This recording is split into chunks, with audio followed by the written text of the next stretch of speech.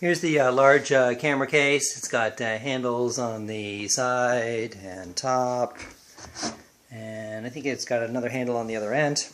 It's got lots of 1, 2, 3, 4 clips for closing it. It has an adjustable handle and wheels on the bottom so you can pull it around. Alright, here's the release.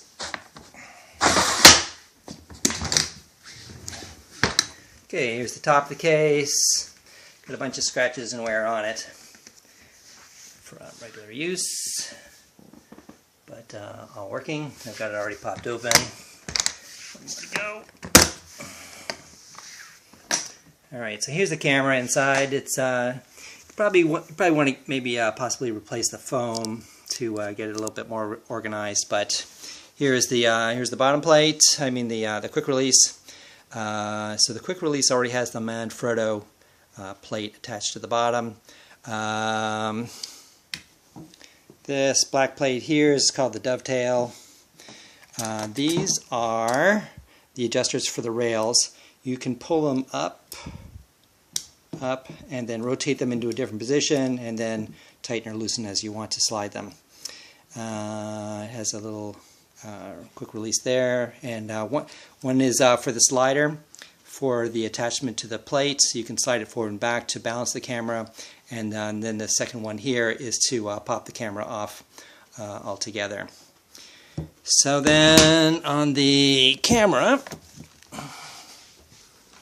okay, so there's the quick release plate for the camera. You can see it's a little bit scratched up from use. And then I'll just run through the camera itself. Here's the side. You can see little nick marks on it. And let's see, I can focus in on that. Oh, okay. Here's the front. Looks pretty clean. Here's the side. That looks good too. Here's the position I put in the monitor to keep it so it doesn't get scratched up or anything. So I pull it back, and then if you pull this off, you can see that the monitor is over there. So when the monitor is down, it's protected that way. All right. Here are the 5 batteries. Just kind of scan over the top here for you. So you can see that the red dot has been scratched a bit from handling. You know, I'll grab this one. It's pretty scratched up, and you can see this all over the edges. So it appears most to be just this label that gets scratched up. And if you haven't seen one before, the Reds have battery meters over here. So you can see it's got 3 out of 5 on the charge. Okay. Okay, here's the second case. See, it's a bit scratched up.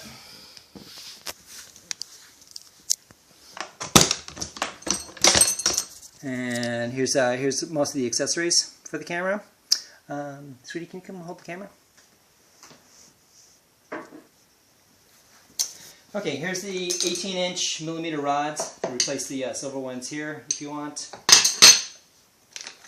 Here's a little toolkit, lots of screws, Allen wrenches for different things. So, here is a 18-inch, 24-inch HDMI cable.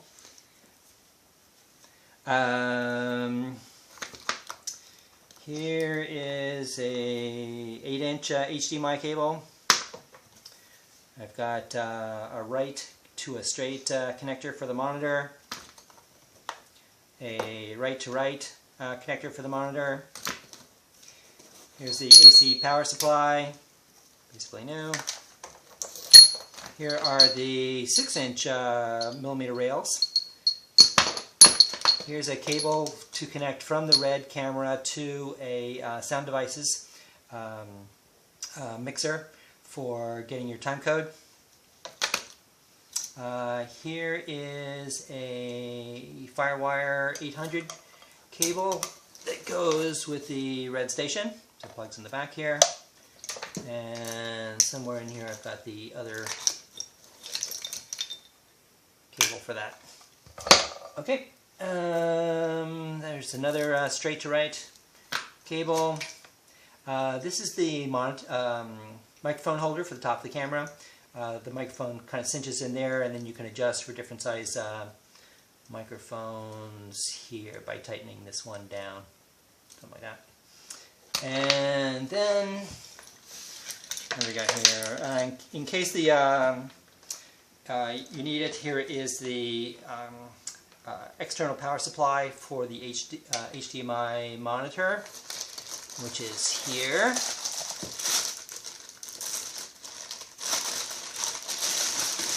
It's a Lilliput 7-inch. It does have a battery inside. I tend not to use it, but you can. Here's the whip for the follow focus.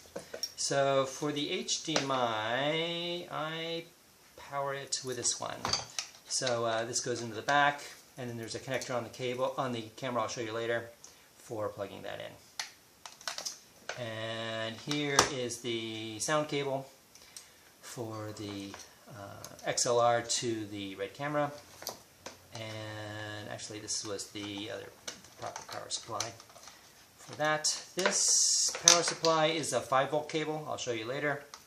From the camera to any devices you might have. Here's a crank arm for the follow focus. Here's the Gondor follow focus. I'll show that to you in operation.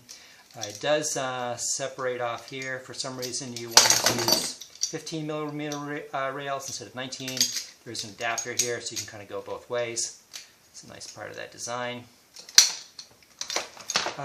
Here is the sound devices to the Denneke slate cable, if you need that. Here's the second sound cable for the XLR to the camera. Here's an extra rosette thing that goes on the end of the top handle. I think it screws on over here, but I remove it so there's room for the monitor to fold over. Here are the 4 128 gig cards, memory cards.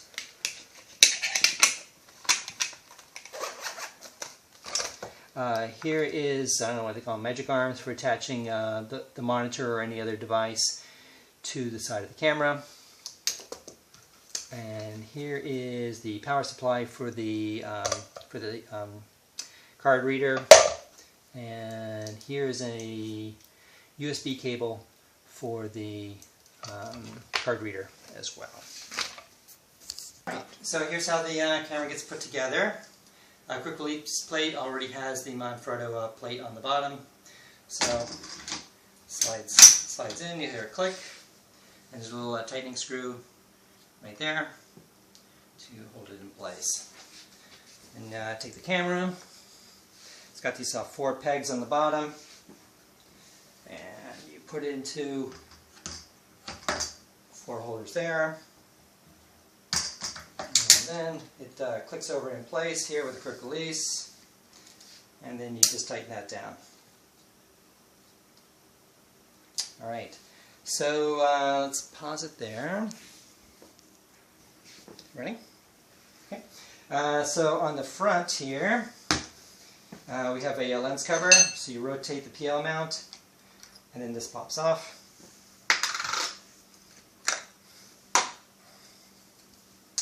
Put the lens in place. It has a little hook right here that matches a pin over here. And then you tighten down the PL mount. And then that's ready to go. Then, what should we put on next? Let's put on the focus. So it has these adjustable screws here for tightening it down. This is going to go on this side. So I'll take it. Loosen that up.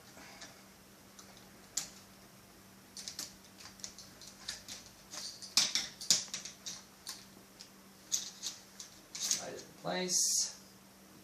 Tighten this down. Okay, then I use this middle adjusting screw right here Just slide this in. I keep this all the way, it can go up like this, but you want it all the way down so it won't float. And then you slide it in until it matches up against the lens, and then tighten it down. Okay, so this is ready to go. This is the Gondor follow focus, and it has these locking screws you can move into place if you want, or you can use the white trim to mark where you want your stop point to be. And you can flip this lever down, and that provides your stop points for either one. Or you can flip it up, and you can have free spinning. Alright, so I'm just going to start putting stuff on. Here's the microphone holder on top. And we'll toss in a memory card over here. And I guess we're about ready for a battery.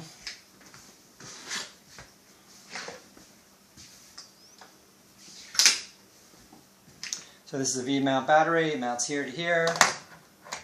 Put that in. It slaps down into place.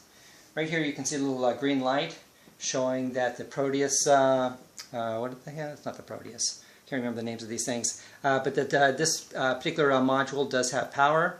As I said, it has the puffer battery inside. So when you disconnect the battery, let's see, you first press this red button here first. The green light will begin flashing. You can take your battery off. It's actually running on the little battery power in here, so you can get a new fresh battery. Put it back on, and now you're up and running again without having to power down the red. So that's the major advantage of that. Get this rotated around, and the monitor cable on that plugs in over here.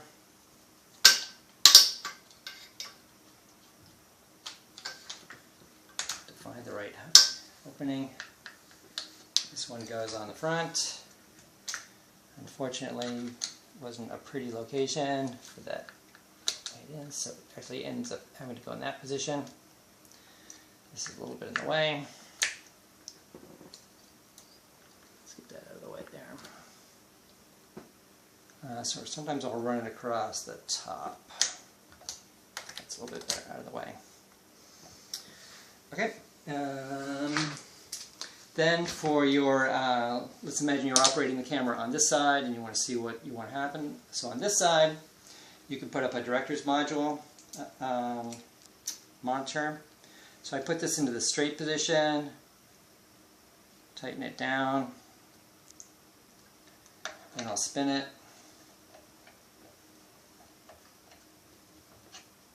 And then I'll tighten this down, and grab the monitor,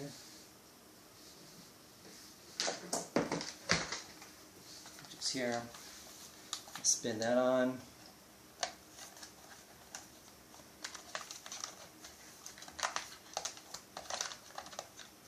tighten it down, then I'll loosen it up. Here, there's a little, you need to get this cup in the right position, this one in the right position, get it to be where you want the director to see it, and tighten it down. Okay, then there's the power supply here for the monitor, and that is 12 volts. And one of the nice things about the power supply here is you've got a 12 volt connector right here. So I'll just put that in. You can find the right spot for it. That's it. Nope. Oh. I think that's it. Let me stay in. That one's a little bit more solid. Okay. And you can power on the monitor. Okay, doesn't have a signal, so then, oh yeah, batteries, whole camera has to get turned on first. So I think at this point we have a, we need to get the monitor working.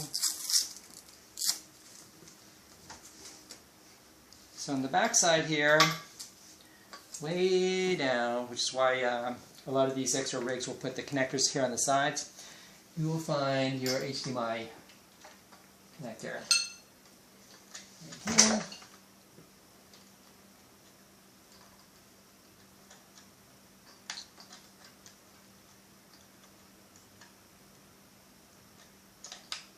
There it goes. Okay.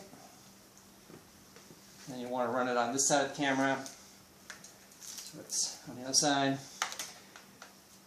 So it's not in the way of your operators. And plug it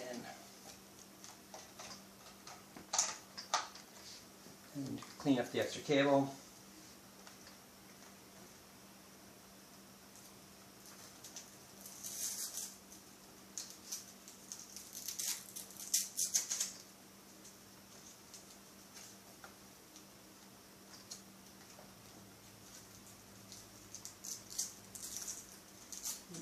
I wouldn't have to hook it on here.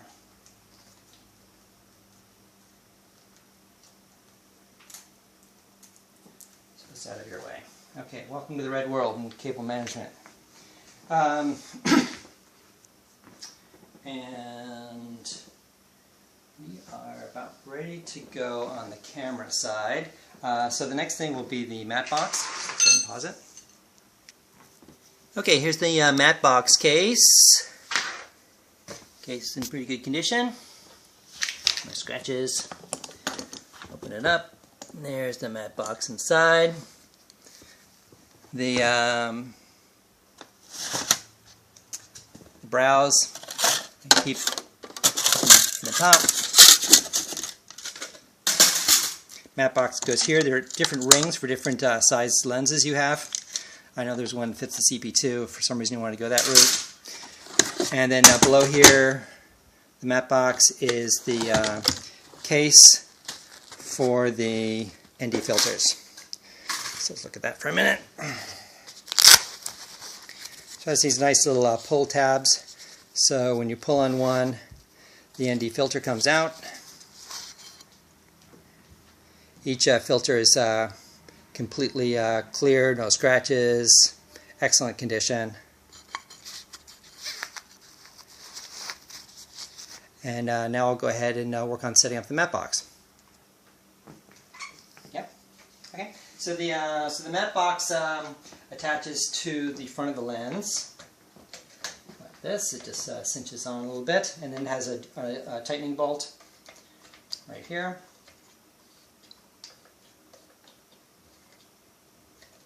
Okay.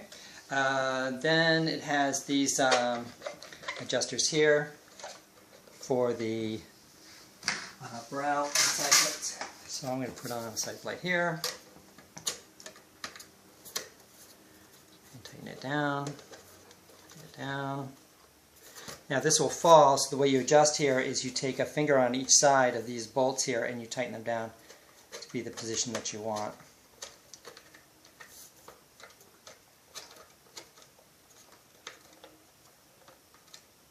About that. Then the side ones, these have adjusters here, so you can move them in and around to position them in the way that you want.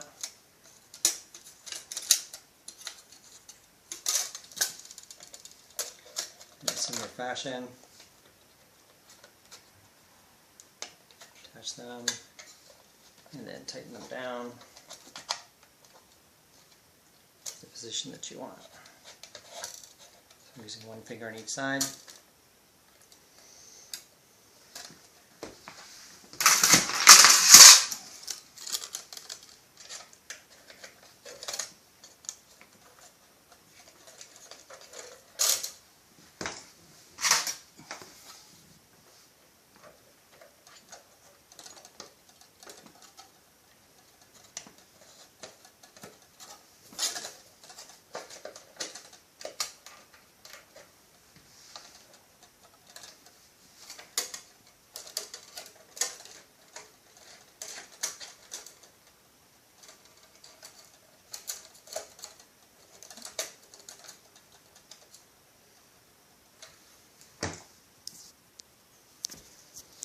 Okay, so let me run through the MapBoss so you can see what's there.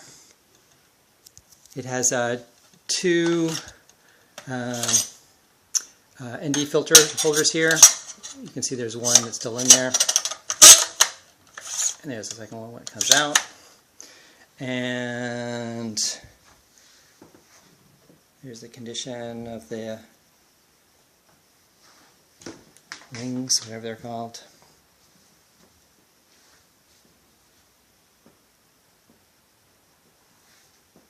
Alright. Okay, we'll try it. Okay, so here's how you put in the MapBoss filters. So it has a little peg here you pull, loosens up a spring, and then you want to set it in, let it fall, and then pull it out, and then that's locked in place.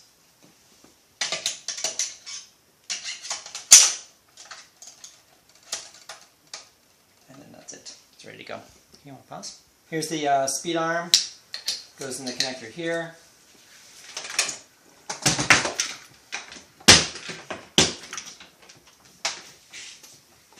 Or you can use the whip arm instead if you want to.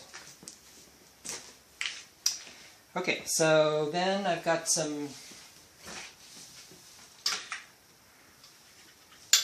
extra cables you may or may not need. So here is a 5-volt connector.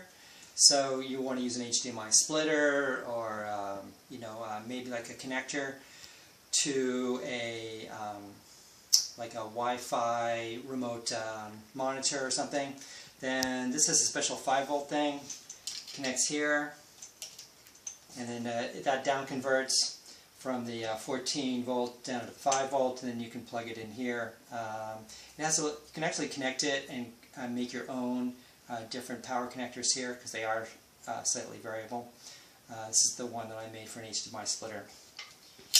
And then there is the XLR cable, the sound input.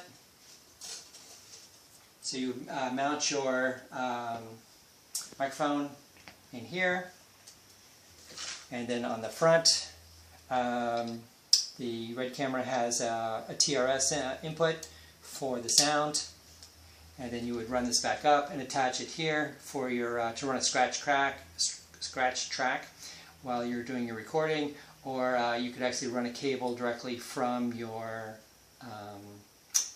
portable sound mixer directly into the camera. And so I'm going to take this off, and you want to pause. And this side of the camera, we have these different BNC ports. So basically the Red camera has its own internal ports down here. They're hard to use and obviously hard to access from when you saw I put in the HDMI cable. So one of the advantages of the Action product is it has made these ports available here on top. There is one for, a little dark, hard to read. God, my eyes are bad. Genlock, timecode, SDI, HD, SDI. So we're going to use the timecode one here because I haven't used the other ones before. It clicks in like this, and then the other end here is going to go to your timecode port on your Sound Devices module. Okay, pause. Okay, now we're ready to get the Red fired up. So red button on the side. There we go. We have to wait for it to warm up. You hear the fan going. And now it's on. Green light's on. And now we have the monitor on. And now we have the HDMI. And maybe get a little focus here for you. There's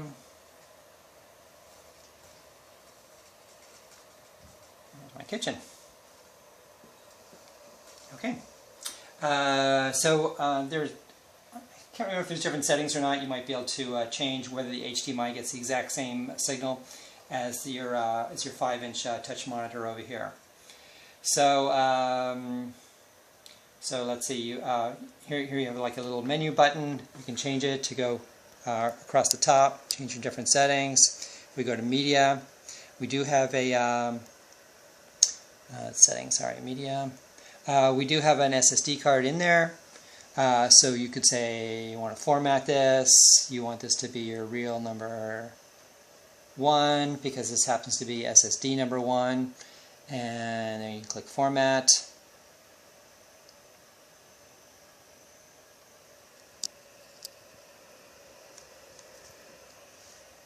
Okay, so it's formatted and ready for use.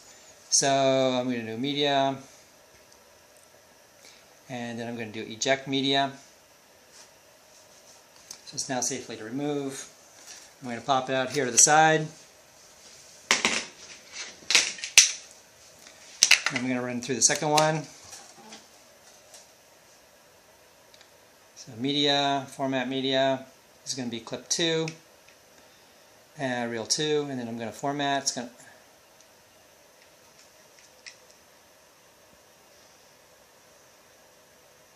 So this is my way of showing you that all the cards are in good shape. Oops. Media, eject media. And number 3.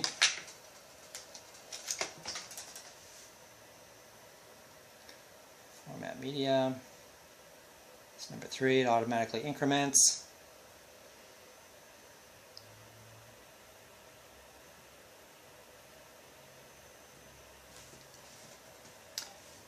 We want to eject.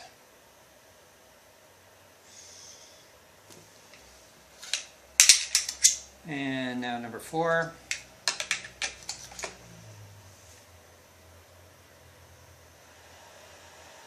Number 4, format.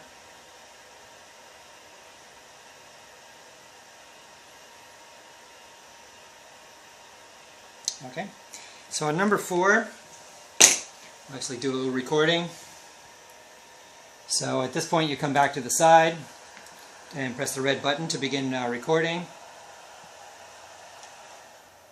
You can hear the fan drop off, so it's quieter while it's recording. You see a red light up here in the top showing it is recording. Getting a nice view of my painting. And then we'll go ahead and press the red button to stop recording. Fan comes back on to cool down the computer. So then I think we press this one. Okay, so now we're in play mode, and we just press the center play button, and then you see it pan back and forth. Okay, so that's how recording happens. And what else do I want to show you?